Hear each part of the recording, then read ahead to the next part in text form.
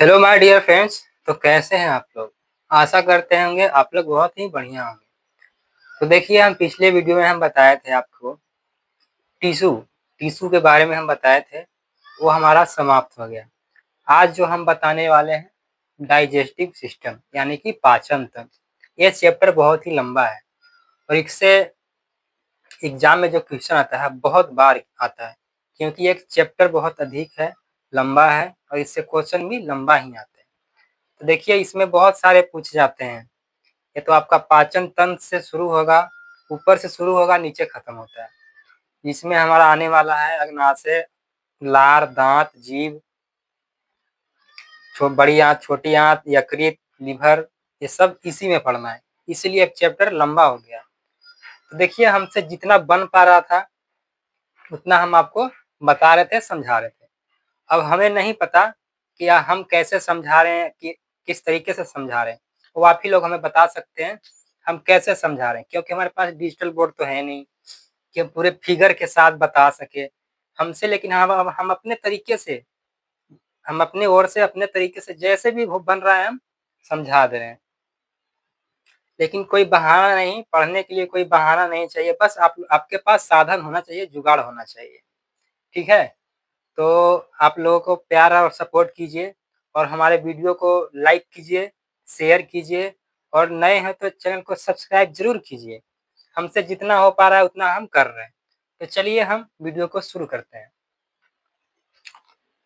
ये हमारा पाचन तंत्र यानी कि डाइजेस्टिव सिस्टम।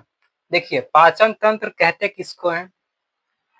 जटिल खाद्य पदार्थों को सरल रूप में बदलने की प्रक्रिया को हम पाचन तंत्र कहते हैं। अब जटिल खाद्य पदार्थ क्या है? जैसे कि हम चावल खाते हैं, दाल खाते हैं, रोटी खाते हैं, इतना लेते हैं, इतना हम खाते हैं। अब इतना खाते हैं तो हमारे पेट में इतना ही थोड़े पच जाएगा एक के बार, वो थोड़ा करके पचता है। उसी को कहते हैं हम सरल रूप में बदलने की प्रक्रिया को। वो सरल रूप में बदलता है, यानी कि धीरे धीरे छोटी छोटी मात्रा में वो तोड़ता है, हमारे पेट के अंदर वो पचता है। और और जो पचता है उसमें देखिए हमारा क्या क्या होता है, वो है न्यूट्रिएंट, यानी कि जिसे हम कहते हैं पोषक तत्व। अब पोषक तत्व में क्या क्या होता है? देखिए, पहला तो हमारा हो गया मैक्रो और दूसरा हमारा हो गया माइक्रो। पहले हम मैक्रो समझते हैं, क्या है, क्या कहना चाहता है। मैक्रो जो है, जो हम ग्राम में खाते हैं उसे हम मैक्रो कहते हैं। मैक्रो जो हम ग्राम में खाते हैं उसे हम मैक्रो कहते हैं। और एक दिन में जो हम खाते हैं उसी को हम लोग मैक्रो कहते हैं, यानी कि ग्राम। एक दिन में जो हम खाए उसे हम माइक्रो ही कहते हैं। और हमारा दूसरा है माइक्रो, जो हम मिलीग्राम में खाते हैं। जो हम मिलीग्राम में खाते हैं उसे हम कहते हैं माइक्रो। एक दिन में हम कितना मिलीग्राम खाए उसे हम कहते हैं माइक्रो। और हम एक दिन में कितना ग्राम खाए उसे हम कहते हैं माइक्रो। ये हो गया माइक्रो, ये हो गया मैक्रो। ठीक है? अब आगे चलते हैं, मैक्रो में क्या क्या तत्व पाए जाते हैं।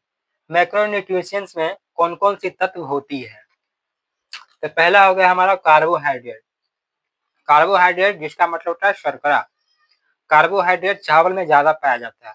ये आप एक एक चीज ध्यान देंगे, कार्बोहाइड्रेट मतलब जिस खाद्य पदार्थ में ज्यादा होगा आपको उतना ही सुस्त हो जाएंगे, आलसी हो जाएंगे, नींद भी बहुत आएगा। आप ये एक चीज ध्यान देंगे, जो चीजें चावल अधिक खाते हैं उनका पेट जो है बाहर निकल जाता है, इसलिए उनको डॉक्टर सलाह देते हैं कि भैया आप चावल कम खाइए। जैसे कोई चावल खाने से आलस आता है, नींद भी आता है। जैसे कि आप चावल खाएंगे, थोड़ा देर के लिए आप सोचेंगे हम रेस्ट कर लें, तो आपको नींद आने लगेगा। इसीलिए है, इसमें मिला होता है, क्या होता है, कार्बोहाइड्रेट।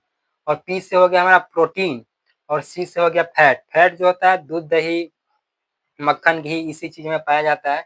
पाचन इन्हीं तीनों से होती है। पाचन जो है इन्हों तीन ही से ही शुरुआत होती है। पाचन की प्रक्रिया जो है कार्बोहाइड्रेट, प्रोटीन और फैट से ही शुरू होती है। चलिए आगे देखते हैं, माइक्रो न्यूट्रिशन में कौन कौन सी तत्व होती है। इसमें होती है मिनरल, एम से मिनरल और भी से विटामिन। जो हम खाते हैं भोजन के द्वारा, और जो हम मिनरल खाते हैं वो भी भोजन के द्वारा ही माइक्रो न्यूट्रिशन में कौन कौन से वही सब तत्व पाए जाते हैं। चलिए हम आगे देखते हैं अगला। मुंह से लेकर एनएस तक अंश तक 9 मीटर लंबा पाइप होता है जो 30 से 33 फीट तक का होता है। यानी कि मुंह से लेकर नीचे तक जो हमारा पाइप होता है जिसे हम कहते हैं आहार नाल, वो हमारा 9 फीट होता है, सॉरी 9 मीटर होता है। और इसको फीट में अगर हम मापेंगे तो हमारा 30 से 33 फीट तक उसकी लंबाई होती है। ये चीजें आप नोट कीजिएगा, ये सब चीजें बहुत बार क्वेश्चन पूछा जाता है। चलिए अगला देखते हैं। मुंह से लेकर एनस तक के पाइप को एलिमेंट्री कैनाल कहते हैं, यानी कि आहार नाल कहते हैं। मुंह से लेकर गुदा तक नीचे तक, यहाँ से लेकर नीचे तक को जो पाइप जो लगे होते हैं उसे एलिमेंट्री कैनाल, जिसे हम अंग्रेजी में हिंदी में कहते हैं आहार नाल। ठीक है, चलिए अगला हम देखते हैं क्या कह रहा है। पाचन की क्रिया मुख्य गुहा से शुरू होती है। पाचन की क्रिया है, बहुत बार एग्जाम में पूछा जाता है कि पाचन की क्रिया सबसे पहले शुरुआत कहाँ से होती है, तो मुख्य गुहा। अब मुख्य गुहा क्या है, यही है मुंह। इसमें सबसे पहले हम भोजन डालते हैं, भोजन डालते हैं तो सबसे पहले यहीं से तो नीचे जाता है, तो शुरुआत यहीं से होता है। कंफ्यूज मत होइएगा, ये नहीं कि बड़ी आंत डाल दिएगा छोटी आंत डाल दिएगा, ऐसे नहीं। शुरुआत मुख्य गुहा से, मुंह से शुरू होती है। जैसे देखिए, फिर भी हम बहुत अच्छे तरीके से हम फिगर बनाने के लिए कोशिश किए लेकिन नहीं बना। चलिए फिर भी हम, ये कैसा है आप कमेंट्स करके बताइएगा। देखिए ये हमारा मुख है, ये हमारा ग्रसिका जो हम जो पाइप लगा हुआ था उसे ग्रसिका भी कहते हैं। और ये हमारा अमाशय, अमाशय अमाशय जो पेट में जो हमारा भोजन स्टोर होता है, पानी स्टोर होता है, उसे हम अग्नाशय कहते हैं। ठीक है, और ये हमारा यकृत है, यकृत यानी कि लीवर। चलिए ये हमारा बड़ी आंत है, छोटी आंत है, सब इसी में है।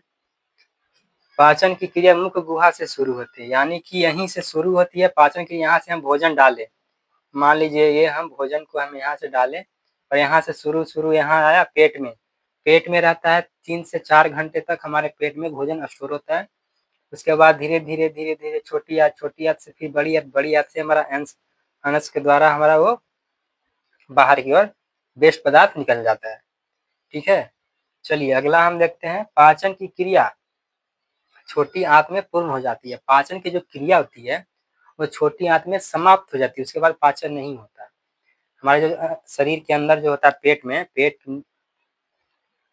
छोटी आंत दो, एक बड़ी आंत होती है, एक छोटी आंत है। छोटी आंत में हमारा पाचन समाप्त हो जाती है।